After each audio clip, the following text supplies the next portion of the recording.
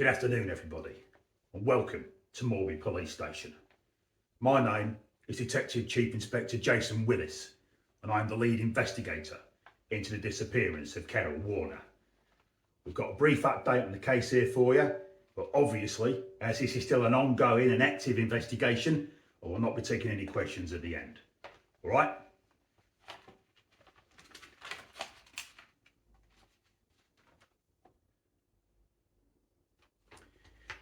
Carol Warner felt sharp for work on Friday the 1st of December and was reported missing on Saturday the 2nd when one of her relatives, Stella, contacted us.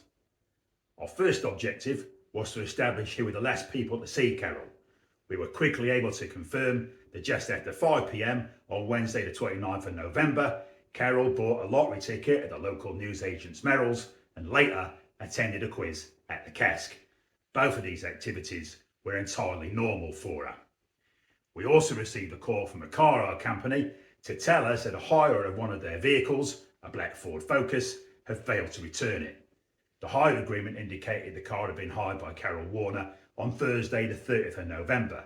Carol had also arranged to take this day off work. After a public appeal, we received intelligence from colleagues, friends and acquaintances, and although there were a few concerns about dissatisfaction or worry in Carol's personal life, nothing appeared hugely significant. Carol's passport was also found at home, and no clothes or personal possessions appeared to be missing. Her mobile phone was switched off and still hasn't been found, and she wasn't a big user of social media, so neither of these avenues gave us any leads. We did, however, establish that Carol had used an online dating site and were able to trace two men she met through the site. Relations between Carol and these men appeared to be entirely amicable. On the 2nd of December, local resident Rita Cunningham saw a car matching the description of the one that Carol had hired being driven in an erratic manner towards the church. As Carol was also seen in the church by the vicar, Angela Priest, naturally our first assumption was that Carol was the driver. However, recent dashcam footage has come into our possession which captures both Carol leaving the church and less than a minute later the car travelling at speed towards the church. Therefore, it is clear that Carol could not have been at the wheel. On the 20th of December, Liz Pearson was out walking her dog Bangle when she discovered a body in Parkland. The body was identified as that of Joseph Carney, an actor who had been playing Santa Claus at the Keys Grotto. He was wearing a Santa costume. Although there initially seemed little evidence of a connection between Carol and the grotto, on our first visit there on the 22nd of December, we were able to identify a possible link. While the link may have been entirely coincidental, we noted it for further investigation. The car that Carol had hired was found a few days later. It contained traces of blood which were consistent with that found on the golf club used to kill Joseph Carney. A sample of DNA we obtained from Carol matched with DNA found in the car. As Carol was suffering from memory loss when she presented at the hospital, establishing exactly what has happened has been difficult. She did mention an ex-boyfriend, Carl.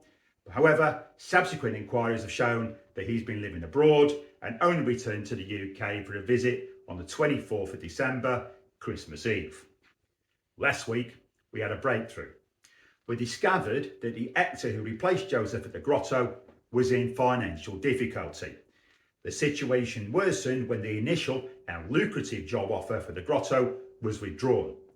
Bank transactions also indicated he'd purchased two Santa costumes, one in mid-November when he received the original job offer and one just after Joseph Carney's disappearance.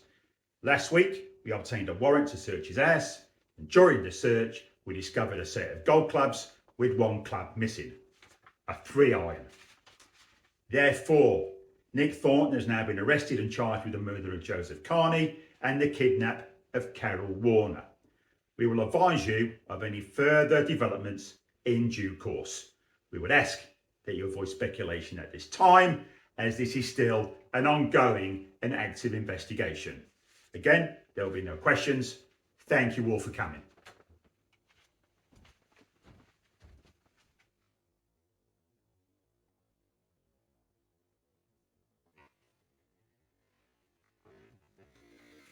Right. Right. Are all those cameras off? All those microphones? Tape recorders? Right. Put your phones away. Because this is off the record. Now, Nick Thornton admits offering to lend Joseph Carney his Santa suit. He says he came round, he had a few drinks, and then he left. Now, what we think happened is that they had more than a few drinks, an argument ensued, Thornton gets out his 3 iron and bam! Or maybe it was more premeditated than that. I mean, what kind of guy who's just been ousted from a very lucrative Santa contract, and they do pay very well apparently, what kind of guy would offer to help the guy who's just ousted him? Maybe he lured him to the house with the intention of killing him so he could get the big bucks of Santa. Now, he gets Carol involved because he needs help moving the body.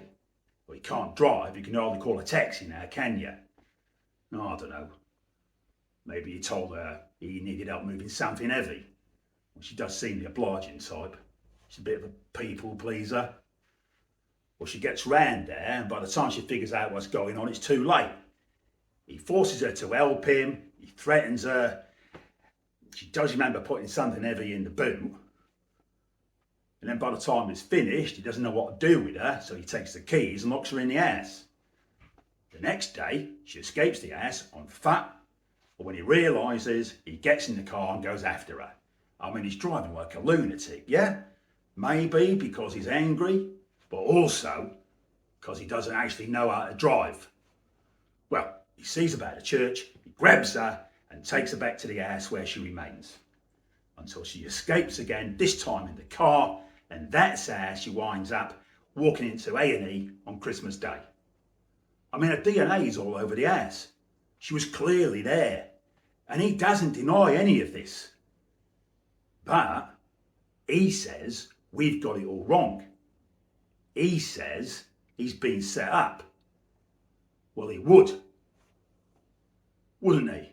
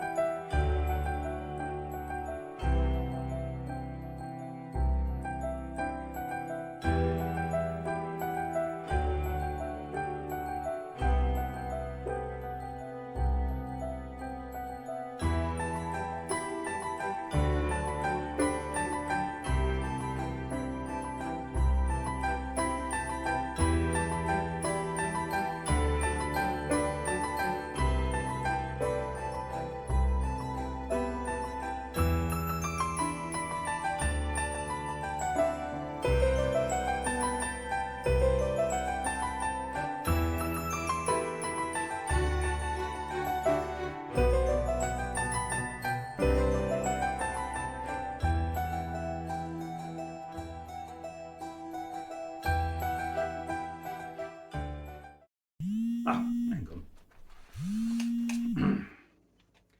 Hello? What?